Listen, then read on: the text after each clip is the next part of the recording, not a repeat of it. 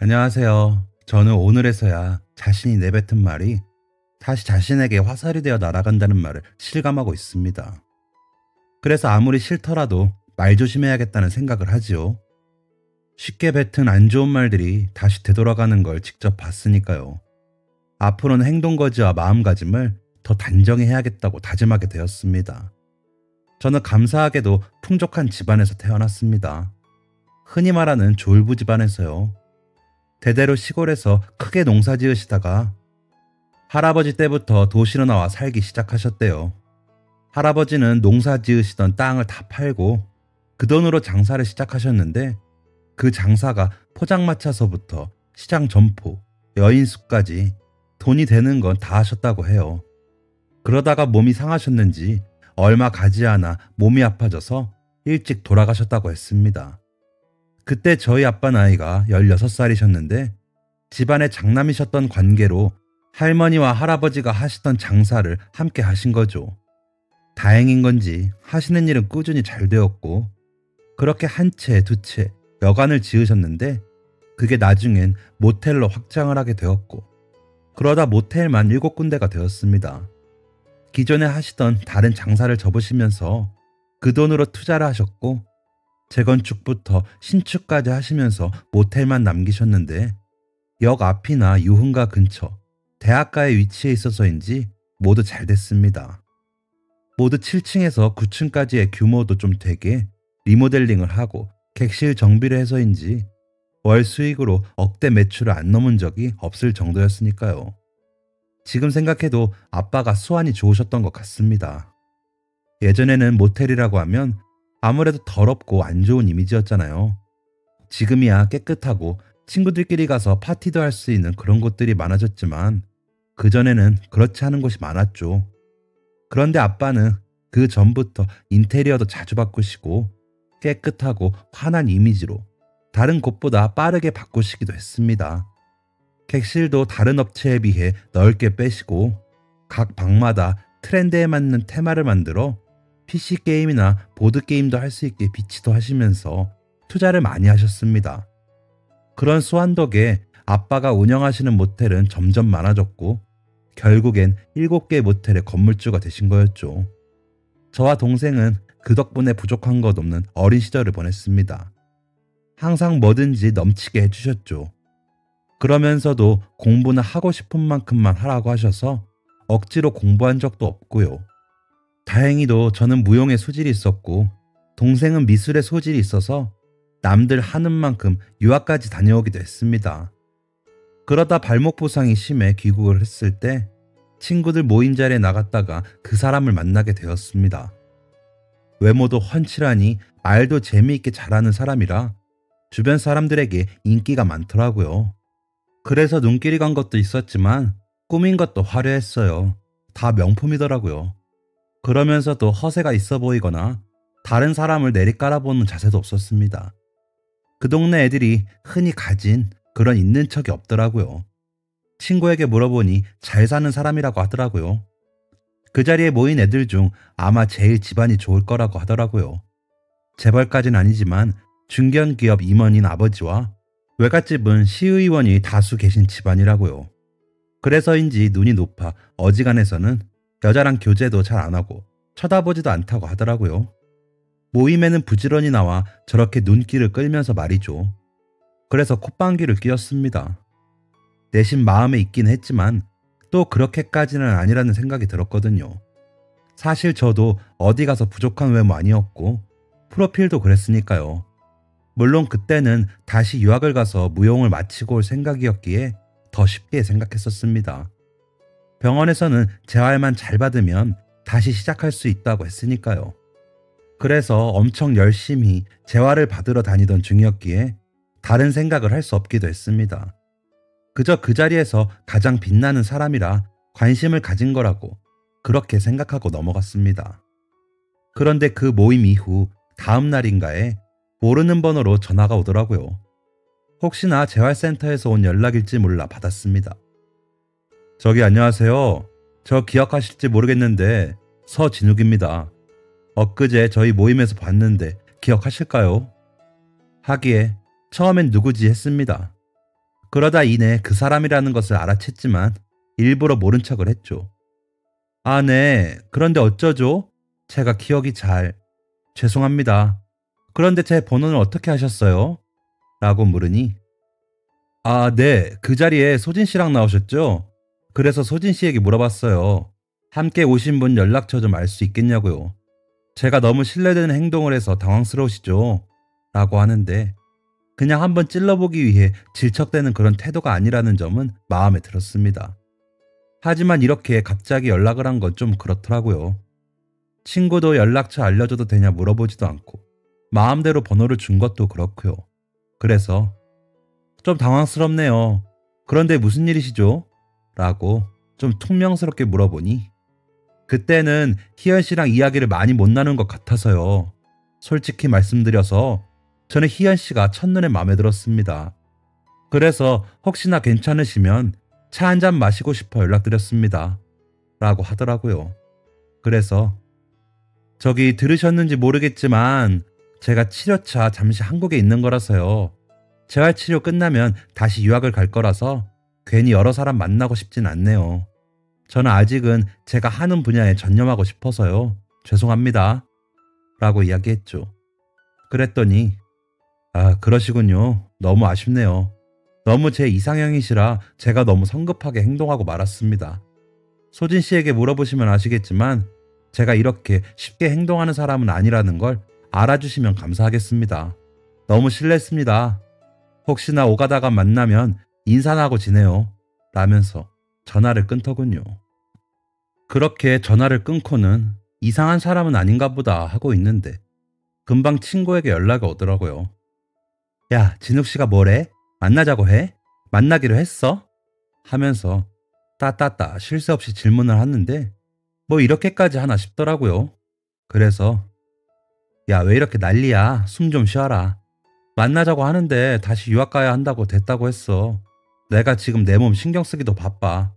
라고 했더니, 야, 미쳤어? 너 당장 다시 전화해서 만나자고 해.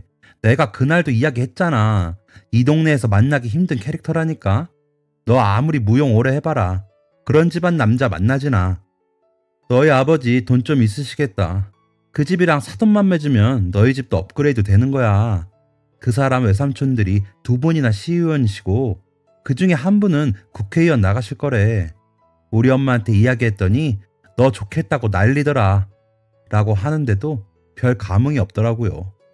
솔직히 지금도 충분히 누릴 거 누리고 사는데 왜 그런 집안이랑 엮여서 우리 집이 기우는 것 같은 기분을 느껴야 하는지도 모르겠더라고요. 그냥 우리 집하고 비슷한 사람끼리 만나서 결혼하면 되겠지. 라는 생각을 막연하게 가지고 있기도 했고요. 괜히 별것도 아닌 배경에 기죽는 것도 싫었습니다. 그 사람이 시의원인 것도 아니고 그 사람이 국회의원 할 것도 아닌데 말이죠. 그래서 방방 뜨는 친구에게 관심 없음을 다시 한번 확실히 하고는 전화를 끊었습니다. 그렇게 저는 재활을 마치고 다시 유학길에 올랐습니다. 하지만 한 번 다친 발목은 전처럼 움직여주지 않더라고요. 주인공까지는 아니지만 무대에 오를 정도는 돼야 하는데 자꾸 어긋나 발목이 더 다치게 되었습니다. 울며 겨자 먹기로 유학을 아예 접고 1년도 안 돼서 다시 돌아오는 수밖에 없었습니다. 한국에서 학교를 졸업하고 간 유학길이라 아빠는 학원 하나 차려줄 테니 그렇게라도 마음을 달래봐라 하시더라고요. 무대에 섰던 사람이라 아이들을 가르칠 생각에 눈물이 났지만 몸이 안 따라주는 걸 어떡하나요? 그래서 괜찮은 자리가 있나 알아보고 있었습니다. 도통 마음에 드는 자리가 없어 여기저기 다니던 중에 괜찮은 자리가 있어 계약을 하려고 건물주와 만났는데 저에게 아는 척을 하더라고요. 저기 희연 씨, 저 서진욱입니다. 혹시 기억하실까요? 하는데 그 사람이더군요. 그래서 놀랐더니 아, 기억 못하실 수도 있겠네요. 작년에 통화했었는데 유학 가신다고 하기에 아, 네. 발목 부상이 심해져서요. 유학 접고 들어왔어요. 라고 했더니 몸은 괜찮으세요? 치료는 받으셨고요? 라며 묻더군요. 그때는 몸도 마음도 지친 상태라 제 안부를 물어주는 다정한 말에 마음이 쓰이더라고요. 그래서 전보다 더 다정하게 대답을 했던 것 같습니다. 아무래도 제 꿈이 좌절된 상실감을 채우기에 적합한 사람이라고 생각했던 것 같아요. 친구의 말들이 떠오르지 않았다면 거짓말이겠죠. 그렇게 그 사람의 친절과 배려로 저는 그 건물에 아카데미를 차렸습니다. 그 사람은 일주일에 한 번은 와서 불편한 건 없는지 물어보고 홍보 방법에 대해 알려주곤 하더라고요. 그 전에 인테리어 업체부터 공사 진행 정도도 체크해주며 도움을 준 터라 고마웠습니다. 원생이 어느 정도 차고 마음의 여유가 생기자 감사함을 표시해야겠다 싶어 식사 제안을 했습니다. 거창한 건 아니어도 감사하는 마음을 표현해야 한다고 생각하기도 했고, 아직 저에게 마음이 있는 것 같아 이참에 확실하게 관계를 발전시켜볼까 싶더라고요. 역시나 좋다고 하더니 데리러 오고 식당 예약까지 본인이 하더군요. 들은 것보다 순박하다고 생각했습니다. 제 한마디에 저렇게 움직여주니 말입니다. 눈이 높다던 그 도련님의 이미지는 어디에도 없었으니까요. 그래서 제가 더 자만했는지도 모르죠. 그 식사 자리를 계기로 우리는 연인이 되었습니다. 남자친구는 저에게 잘했습니다. 그러면서도 혹시나 부족한 게 있을까 싶어 살피고 다시 확인하곤 했습니다. 공주님이 된 것 같았죠. 솔직히 집안이며 외모며 부족할 게 없는 사람이 저에게 열정적이면서도 세심하게 살피는 모습이 싫은 여자가 어디 있을까 싶네요. 그러던 어느 날 굉장히 부티가 나는 중년의 아주머니 한 분이 아카데미로 들어섰습니다. 잘 가꾸신 티가 물씬 나는 터라 상담하면서 더 잘해야겠다는 생각에 긴장이 될 정도였죠. 아무래도 비슷한 환경의 다른 학생들도 연달아 등록할 수도 있으니까요. 아카데미의 수준을 높일 수 있는 기회가 될 수 있잖아요. 그래서 더 친절히 응대했죠. 제 응대를 받으며 별 말이 없던 아주머니는 절 지그시 보더니 나 진욱이 엄마예요. 약속도 없이 와서 미안해요. 애가 아무리 이야기를 해도 자꾸 기다리라고만 하고 약속을 안 잡아줘서요. 라고 하는데 깜짝 놀랐습니다. 부모님께 인사드릴 생각은 하지도 않았으니까요. 그래서 어리둥절해 대답을 잘 못하고 있는데 그냥 우리 아이가 만나는 사람이 궁금했어요. 지금 어린 나이도 아니고 아무래도 신경이 쓰여서요. 라며 웃으시는데 괜히 기가 죽더군요. 말씀 편하게 하세요. 제가 먼저 인사를 드렸어야 하는데 아직 그런 관계는 아닌 것 같아 이렇게 됐네요. 오희연입니다. 라며 늦은 제 소개를 했습니다. 그러자 그래 희연씨 유학을 갔다가 다쳐서 왔다고? 그래도 수업은 할 수 있나 봐요. 하면서 아카데미를 훑어보시더군요. 일상생활이나 강의할 때는 괜찮은데 무대에 서기에는 좀 무리가 생겨서요. 더 세심히 관리하고 있습니다. 라고 답하는 절 보시면서 그럼 벌이가 아쉽거나 하진 않겠네. 아버님이 숙박업을 좀 규모 있게 하신다고? 참 내가 너무 이래서 놀라겠네. 내가 마음이 급해서 이렇게 신뢰를 하네요. 라는데 놀랍더라고요. 그 사람이 다 이야기했다고 하기에는 저희끼리 나눈 이야기보다 더 많이 알고 계셨으니까요. 그래서 괜히 상상까지 덧붙여지며 드라마에서처럼 저와 저희 집에 대해 알아본 건지 싶더라고요. 그래서 더 당당하게 나갔습니다. 네, 지금은 7개 정도 운영하고 계세요. 아버지가 고생해주신 덕택에 동생이랑 저는 하고 싶은 거 다 할 만큼은 하면서 자랐습니다. 라며 웃으며 이야기했죠. 그러자 그래, 돈도 중요하죠. 그래도 집안에는 명예랑 권력이 뒷받침이 돼야 완벽한 성공을 할 수 있지. 우리 애는 아직 마음이 순진한지 그걸 잘 모르더라고. 희연 씨는 어때? 라는데 무슨 말을 하러 오신 건지 알겠더라고요. 그래서 네, 진욱 씨가 좀 그렇죠. 혹시나 걱정하시는 그런 일은 만들지 않도록 하겠습니다. 저희 부모님께 죄송해서라도 그런 일은 있어서 안 되죠. 걱정하지 마세요. 더 깊어지기 전에 정리하도록 하겠습니다. 그런데 이 아카데미는 제가 사정상 그만하기가 힘들 것 같습니다. 그 부분은 좀 양해해 주세요. 라고 웃으며 이야기했더니 한동안 말없이 보시던 아주머니는 그래요. 그럼 수고해요. 오래 기다리게 하지 않았으면 좋겠네요. 실례 많았어요. 하고 일어나시더라고요. 인사를 하고 아주머니가 일어서는 것을 확인하고 나자 다리가 풀려 자리에 주저앉아지더군요. 그렇게 한참을 앉아있다가 학생들이 와 레슨을 하고 평소와 다름없는 하루를 보냈습니다. 일부러 핸드폰을 확인하지 않은 것만 빼면요. 집으로 가기 위해 핸드폰을 챙기면서도 보지 않았습니다. 그리고 아카데미 문을 열고 나서는데 문 앞에 그 사람이 있더군요. 왜 이렇게 연락이 안 돼요? 내가 얼마나 걱정했는지 알아요? 우리 어머니 만났다면서요? 어머니가 심하게 하셨어요? 라며 묻는 그 사람에게 아니요. 진욱 씨 어머님이라고 하셔서 겁먹었었는데 너무 점잖고 상냥하셔서 놀랐는데요. 우아하시더라고요. 인상 쓰시면서 말씀도 안 하시고 내가 말귀를 너무 잘 알아들어서 그런가? 하며 웃는데 눈물이 흐르더라고요. 그런 저를 보던 그 사람은 저를 꼭 안더니 미안해요. 어릴 적부터 어머니가 나에 대한 기대가 크셨어요. 그래서 내가 조금이라도 가까이 지내는 사람이 있으면 경계를 하시더라고요. 솔직히 우리 집 그 정도도 아닌데요. 어머니가 지나치셨죠? 걱정 말아요. 내가 어머니 잘 설득해 볼게요. 라고 하더라고요. 그래서 아니에요. 난 모두에게 축복받으며 만나고 싶지 억지로 설득하고 사정하듯이 그러고 싶지 않아요. 저희 부모님 저 그런 취급받으라고 그렇게 열심히 키우지 않으셨거든요. 진욱 씨 어머님이 원하시는 사람 만나는 게 맞아요.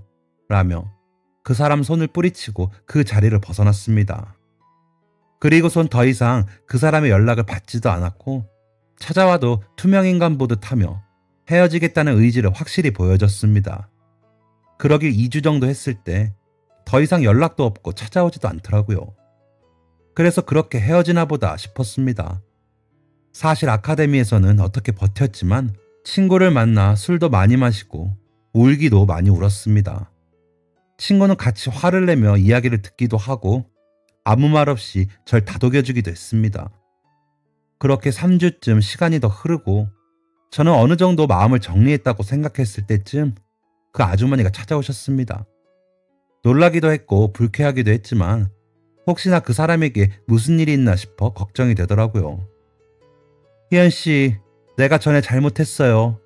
내가 잘못했으니까 제발 우리 애 좀 살려줘요. 라며 제게 고개 사과를 하시더니 우시더라고요. 무슨 소리인가 싶어 왜 그러시냐고 물으며 일으켜드렸죠. 그랬더니 그 사람이 밥도 안 먹고 일하러 나가지도 않고 잠도 안 자고 술만 마신답니다. 어르고 달래고 다 해보는데도 소용이 없어. 그래서 절 찾아왔다고 하시더군요. 일단 사람은 살리고 봐야겠다는 생각에 아주머니를 따라 나섰습니다. 그 사람 집으로 가 아주머니가 안내해 주시는 방으로 들어서 보니 침대에 누워있는 그 사람이 보이더군요. 한눈에 봐도 전보다 야위어 있더라고요. 그런 그 사람을 보니 눈물만 났습니다. 진욱씨, 애처럼 이게 뭐예요? 그냥 없던 일로 하고 그냥 지내면 되지. 라며 울먹이며 말하자 정말 벌떡 일어나 저를 보던 그 사람의 눈빛은 지금도 잊히지가 않습니다. 절 붙들고 오는 그 사람을 본 그 사람의 어머니의 눈빛도 잊히진 않네요. 그렇게 우리는 다시 만나게 되었고 결혼까지도 순탄하게 했습니다. 시댁은 결혼식 하객이 정말 많았습니다. 이래서 인맥 하나보다 했죠. 저희 아빠는 그래도 권력 발 뒤꿈치 정도는 따라가겠다며 좋아하셨죠. 엄마는 좀 찝찝해 하셨지만요. 신혼여행도 남들이 간다는 화려하고 비싼 코스로 다녀왔습니다. 혼수도 남편 차와 시어머니 가방 2개, 아버님 시계까지 빠지지 않게 했죠. 한복도 엄청 고급 샵에서 하고 양가 아버님들 양복도 엄청 비싼 걸로 했습니다. 예물도 좋은 걸로 받았습니다. 다만 시어머니는 친인척 명단과 혼수 명단 주시며 뭐 집안에 돈밖에 없으니 그 덕이라도 좀 보자 하시면서 속을 긁긴 하셨지만 그 후로는 별말이 없으셨습니다. 아무래도 그 부분을 계속 입에 오르내리게 하는 건 본인 자존심에 허락되지 않는 일이셨겠죠. 솔직히 재산 정도로만 보면 저희 친정이 나았죠. 그놈의 집안 이력이 뭐라고 그렇게 콧대가 높은지 말이죠.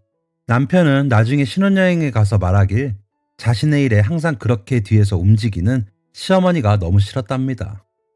게다가 제가 너무 좋은데 시어머니가 또 그러시니 아예 삶을 놓고 싶었다고 하더라고요. 자기가 이렇게까지 안 했으면 아마 저를 더 힘들게 했을 거라고요. 그러면서 싱글벙글했습니다. 신혼 초에는요. 남편은 집안 대대로 물려받은 상가 건물 2채를 관리하며 자신의 사업을 하고 있었습니다. 제가 운영하는 아카데미 건물과 거기서 10분 거리의 건물이라 자주 오가며 데이트도 하는 달달한 신혼 시절도 있었죠. 한 3년 전까진 그랬던 것 같습니다. 코로나가 퍼지기 전까진 그랬습니다. 그러다 2년 전 발생한 코로나 때문에 아마 여러 사람들이 사는 모습이 달라졌을 겁니다. 저도 그랬고 저희 아빠도 그러셨죠. 아무래도 집합금지 명령으로 유흥업이 안 되다 보니 운영하시는 모텔에서도 전처럼 수익이 안 나시더랍니다. 그래서 처분하고 쉬시겠다고 하시기에 그러시라고 했죠. 16살부터 누구보다 열심히 일하신 아빠라는 걸 아니까요. 돈이 없는 것도 아니고 좀 여유롭게 지내시라고요. 엄마 말로는 전부터 주식 공부하신다면서 소일거리 삼아 하신다기에 무료하지 않을 만큼만 조금씩 투자하시라고 이야기하고 말았습니다. 저도 그때 레슨을 못하고 정신이 없을 때니까요. 남편도 임대업이다 보니 월세가 제대로 안 들어와 힘들다고 하기도 했고요. 그래도 저는 큰 걱정은 안 했습니다. 어려워봤던 적이 없으니 뭘 몰랐던 거죠. 그렇게 코로나가 온 나라를 들썩일 때는 일시적인 줄 알았죠. 그 틈에 아빠는 모텔들을 다 정리하시고 현금을 가지시게 됐는데 엄마는 막상 이렇게 숫자로 보니 아빠 부자라며 좋아하시더라고요. 그렇게 연락을 받고 저녁을 먹다가 남편에게 아빠 모텔 다 접으셨대요. 이참에 좀 쉬시라고 했어요. 라고 했더니 눈이 왕방울만큼 커지더니 그럼 이제 뭐 하신대요? 다른 사업 구상하신 건 있으시고요? 하더라고요. 그래서 아니요, 그냥 소일거리로 주식 조금 하실 거래요. 요즘 거기에 재미 들리셨나 봐요. 재작년인가부터 공부 중이시래요. 이제 좀 쉬시라고 했어요. 했더니 아직 처남 공부 중인데 그렇게 쉬셔도 되나? 어디 건물을 사시던 땅을 사시던 하셔야지. 그마저라도 가지고 계시는 게 안 나을까요? 하면서 허둥지둥 하는 게 이상했지만 걱정이 돼서 그러는 거겠지 했습니다. 하지만 그게 아니었더라고요. 다음날 시어머니가 말씀도 없이 집으로 방문하셨습니다.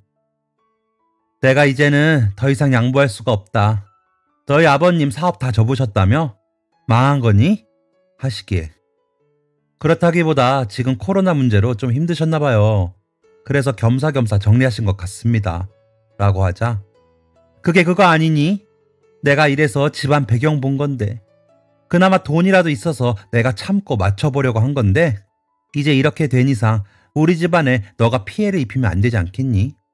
그간에도 겨우 숙박업 크게 한다고 말하면서 내가 둘러댔는데 이제 망한 집이랑 사돈 맺고 있는 걸 어떻게 할 거니? 너희 시아버님 명예도 있고 내 친정에서 내 입장도 있고 다행히 아직 아이도 없으니 갈라서자. 너 혼수한 거 우리가 다 배상할게. 그러게 처음부터 안 될 결혼을 얘는 괜히 고집을 부려서 라고 하시는 겁니다. 손이 떨린다는 게 무슨 느낌인지 알겠더군요. 겨우 참으며 진욱 씨도 같은 생각인가요? 라고 여쭈어보니 예, 이 마당에 생각이고 자시고가 어디 있니? 걔도 더 이상 면목이 없겠지. 너희 부모님께는 내가 연락드리마. 아직 결혼한 지 오래 안 됐으니 재산 분할이나 이런 건 없어도 위자료는 넉넉히 주마. 너도 다음엔 너희 형편에 맞는 사람이랑 만나라. 외모 믿고 주제넘게 올려다보지 말고 라고 하더니 나가시더라고요. 진짜 이게 무슨 날벼락인가 싶었습니다. 내가 뭘 잘못해서 이혼을 해야 하나 싶으면서도 내가 또 뭐가 아쉬워서 붙잡고 매달리나 싶더라고요. 그래서 짐을 싸면서 조금 울었지만 남편에게 연락도 안 해보고 친정으로 왔습니다. 그렇게 나타난 절 보신 엄마는 우셨고 아빠는 한숨을 쉬셨지만 오히려 제가 잘 됐어. 그렇게 생각하는 집에서 내가 뭐가 아쉬워서 살아? 그냥 속은 게 분한데 그냥 이대로 잘 살면 돼요. 라고 말하고 방으로 들어가 아카데미를 이전할 자리를 물색하고 있었습니다. 이혼은 한 달의 조정기간을 끝으로 정리가 됐습니다. 법원에서 만난 남편은 미안하다며 눈물을 흘리면서도 아버님이 일만 계속 하셨어도 좋았을걸 이라며 끝까지 저희 집 탓을 하더라고요. 오만정이 다 떨어졌죠. 그래서 당신이 그런 생각을 가지고 있었다면 우린 언젠가 헤어졌을 거야. 그게 지금이라 다행이다, 이 천하의 나쁜 놈아. 하고는 와버렸습니다. 정말 위자료는 넉넉하게 주시더군요. 그래서 그 돈으로 아카데미를 더 넓고 좋은 자리로 옮겼습니다. 물론 이전한 자리에서도 힘들었습니다. 코로나라는 병이 점차 광범위하게 퍼지게 됐으니까요. 아빠는 그 사이 주식에 더 빠지시더라고요. 수익이 났다, 손해가 났다 말은 없으셨지만 즐거워하시는 것 같아서 다행이다 싶더라고요. 저는 좀 방황을 하긴 했지만 부모님 생각에 더 흐트러질 순 없겠더라고요. 그래서 마음을 다잡고 제 일에 더 몰두를 했습니다. 쇼핑몰을 해볼까 궁리도 하면서요. 그러던 어느 날 전 시어머니가 연락을 하셨더라고요. 이혼한 지 6개월 정도 됐을까요? 그때는 한참 여름이라 날도 더운데 짜증이 났지만 또 무슨 일인가 싶어 전화를 받았습니다. 제가 안 받으면 저희 부모님에게 전화할 것 같기도 했고요. 받았더니 그래, 잘 지냈니? 아버님 하시는 일이 잘 됐다며? 다행이다 라고 하시기에 네? 저는 아빠 일은 잘 몰라요. 그런데 어떻게 하셨어요? 물었습니다. 저도 모르는 내용이었으니까요. 그랬더니 다 소식통이 있지. 우리 집안이 좀 대단한 집안이니 그 정도 정보는 쉽게 들리지. 조만간 부모님과 식사 자리 좀 마련할 수 있겠니? 하시기에 왜요? 더 이상 하실 말씀이 남으셨나요? 라고 했더니 너희 다시 합치는 것 의논해보자. 우리가 위자료 준 건 준 거고 다시 살림하고 하려면 어른들하고 바로 이야기하는 게 편하지 않겠니? 너도 그게 편하고 우리 애는 너 기다린다고 데이트 좀 하라고 해도 안 하더라. 애가 그렇게 순정적이야. 너는 그 사이 어떻게 지냈는지 모르겠지만 내가 그 정도는 넘어가 주마 라고 하시는데 어지럽더라고요. 사람이 너무 화가 나면 어지럽다는 걸 그때 알았습니다. 저기 아줌마, 뭔가 착각하시는 것 같은데 나는 더 이상 그 집 며느리가 아니거든요. 그리고 다시 그 자리에 돌아가고 싶은 마음 추워도 없고요. 무슨 헛소리 하고 계십니까? 댁의 아드님께도 전해주세요. 다른 좋은 사람, 돈 많고 명예로운 집안 여자 만나라고요. 제가 살면서 들은 헛소리 중에 최고네요. 제가 바빠서 이만 끊겠습니다. 하고 전화를 끊었습니다. 그리고 바로 집으로 가서 부모님께 자초지종을 설명하고 전 시어머니한테 전화와도 받지 말라고 이야기했습니다. 아빠는 껄껄껄 웃으시더니 내가 이번에 진짜 대박이 났거든. 땡땡 제약이라고 곧 코로나 치료제나 백신을 생산한다는 회사라는 정보가 있어서 7,000원에 샀다가 얼마 전에 20만 원 가까이에 팔았거든. 그 양반 정보력 좋네. 어떻게 알았다니? 하면서 좋아하시더라고요. 그래서 얼마나 투자해서 샀는데요? 하고 물었더니 7억 들여서 200억 정도 받고 팔았어. 내가 이제 다시는 주식 안 한다. 어디 가서 우리 엄청 부자라고 해도 돼. 내가 40년을 넘게 일을 해도 그 돈을 못 벌더니 드디어 벌었다. 우리 딸 그런 집에 굽실거리지 마. 잘했어. 그동안 모텔 장사한다고 무시당한 거 이제 안 그래도 돼. 라고 하시는데 어안이 벙벙하더라고요. 그걸 어떻게 알고 저한테 연락을 한 전 시어머니도 무섭더라고요. 그날의 시작으로 전 시어머니와 전 남편은 저를 교대로 찾아오고 친정에 찾아가고 하더군요. 저희 엄마는 한 번만 더 찾아오면 경찰 부를 거니까 찾아오지 마! 라며 전 남편을 내쫓았다고 하더라고요. 그렇게 한 달을 그러더니 그 후로는 안 쫓아오더라고요. 그 후로도 코로나는 진정될 줄 모르고 아카데미 수업은 했다가 못했다가 하다가 입시 앞둔 친구들 위주로 레슨을 하고는 있습니다. 부모님은 제주도와 강원도에 펜션을 짓고 계신데 오픈 날짜에 맞춰 코로나가 종식되길 간절히 바라신답니다. 그리고 집을 이사도 했고요. 동생은 코로나 때문에 유학을 마치고 들어와 작업 중인데 조만간 전시회 계약을 할 것 같다고 하더라고요. 요즘엔 젊은 작가들이 모여서 하는 참신한 기획 전시가 많아 기회가 왔다면서요. 그렇게 저에게 결혼은 마치 없었던 일처럼 잊혔고 가족들에게 좋은 일이 많아 더 행복하게 지내고 있었습니다. 이혼한 지 벌써 2년 가까이 된 일이다 보니 마음이 그렇게 되더라고요. 그런데 오늘 저녁에 친구가 전 남편 소식 들었냐면서 전화를 했더라고요. 그래서 소희야, 난 이제 그 사람이 누군지 기억도 안 나. 잘 살겠지. 내가 어떻게 아니? 왜? 새장가라도 간대? 하며 웃었더니 야, 그 사람네 아주 망했어. 알면 좋아할 것 같아서 연락했어. 야, 비트코인인가 뭔가 그거 하다가 건물까지 다 들어먹고 난리 났대. 월세 들어오는 걸 다 거기에 투자했는데 그 비트코인이 작년서부터 계속 하락이라며. 누가 사기를 친 건지 다시 오른다고 꼬여서 투자를 계속했나 봐. 돈 다 날린 거지. 그런데다가 건물 임대 중인 사람들 계약 끝나고 나가야 하는데 보증금 못 내줘서 소송 걸리고 난리래. 아마 건물 두 채 다 넘어갈 것 같던데. 거기 건물세가 좀 비싸냐고. 그리고 그 사람 외갓집의 삼촌들 둘 다 뇌물수수로 다 걸려서 국회의원은커녕 시의원도 다 잘리고 교도소 간대. 무슨 시의원도 로비하냐? 이게 무슨 일이냐고. 참나. 너랑 헤어지고 그 집안 난장판이야. 다시 안 합치길 잘했어. 하는데 뭐라고 해야 할지를 모르겠더군요. 그저 저는 저대로 그 사람들은 그저 살던 대로 살면 그만이라고 생각했는데 이런 안 좋은 소식을 들으니 개운하진 않더라고요. 그냥 저에게 모욕을 주던 전 시어머니 얼굴이 떠오르고 저희 집 탓만하며 울상을 짓던 전 남편의 얼굴이 떠오를 뿐이었습니다. 마음속에 알 수 없는 소용돌이가 치면서 뻐근하고 아파왔습니다. 친구에게는 전해줘서 고맙다고 전화를 끊고도 계속 마음이 안 좋더라고요. 그래서 집으로 가 엄마에게 친구에게 들은 이야기를 하고 사람 앞일 참 모르겠어 했더니 엄마가 희연아 그냥 그러려니 해. 잘 됐다고도 하지 말고 그냥 너랑 스쳐가는 인연이었던 사람 이왕이면 잘 살았으면 좋았겠지만 벌써 지나쳤고 그 사람은 그 사람대로 그렇게 사는 거야. 그러려니 하자. 물론 우리한테 못한 것도 그 사람들이 받은 벌 안에 있겠지. 그렇게 된 게 벌이라면 말이야. 그래도 우리는 상관없이 그냥 그러려니 하자 라고 하시더라고요. 엄마는 평소에도 조금 억울해도 참고 말지 하시면서 마음으로라도 죄는 짓지 말자는 분이시거든요. 그래서 알겠다고 하고 방으로 와 이렇게 사연을 보냅니다. 어떻게든 덜어내고 싶었거든요. 그런데 털어놓을 것이 없네요. 코로나 때문에 너무 힘들고 괴롭지만 크게 보면 저는 사람 걸러내게 해줘서 고맙다 해야 할까요? 엄마에게 알겠다고 하긴 했는데 전 시어머니와 전 남편의 그때 그 모습이 자꾸 떠올라 가슴을 쓸어내리게 하는 밤이긴 하거든요. 제가 이렇게 생각을 하는 게 아주 나쁜 건 아니겠죠? 괜히 씁쓸하면서도 안심이 되는 제 마음이 나쁜 건 아니겠죠? 그냥 이런 감정마저도 얼른 다 잊어버리고 앞으로도 없던 사람처럼 살게 되는 그날이 어서 왔으면 좋겠습니다. 코로나도 빨리 좀 사라지고요. 이야기 들어주셔서 감사합니다. 저는 또 열심히 살겠습니다. 모두들 건강하시고 행복하시길 바랍니다.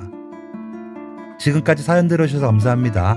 사연이 재밌으셨다면 구독과 좋아요를 눌러주세요. 감사합니다. 안녕히 계세요.